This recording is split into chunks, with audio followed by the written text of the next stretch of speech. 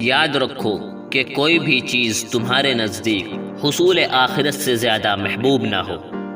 حکیم لقمان سے پوچھا گیا کہ آپ کیا حکمت کرتے ہیں، تو انہوں نے فرمایا کہ جو چیز خود معلوم ہو جائے اس کے پوچھنے کے در پہ نہیں ہوتا، اور بے تکلف کلام بے فائدہ نہیں کہتا۔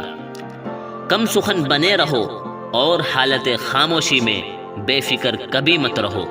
حکمت کی بات اگر احمق کے سامنے کرو گے تو وہ تمہاری بات کو جھوٹ سمجھے گا۔ جو شخص اپنی ذات سے زیادہ دوسروں کا خیال رکھتا ہے تو اللہ تعالیٰ اس کی عزت میں اضافہ کر دیتا ہے۔ دولت مند بننا چاہتے ہو تو صرف ایک کام کر لو تو دنیا کی دولت تمہارے لیے جمع ہو جائے گی۔ اگر تم لوگوں سے اپنی امیدیں ختم کر دو گے تو دولت مند بن جاؤ گے۔ سست اور کاہل آدمی سے دور رہنا بہتر ہے۔ جو لوگ تمہیں دھوکہ دے ان سے مدد مت لو، اور ہر ایک کی عزت کے نگہبان رہو۔ کسی کے متعلق خیر خواہی کے علاوہ کچھ نہیں سوچنا چاہیے۔ تمہارا غصہ تمہارے دشمن سے بھی بڑا دشمن ہے۔ رات کے وقت آہستگی اور نرمی سے بات کیا کرو۔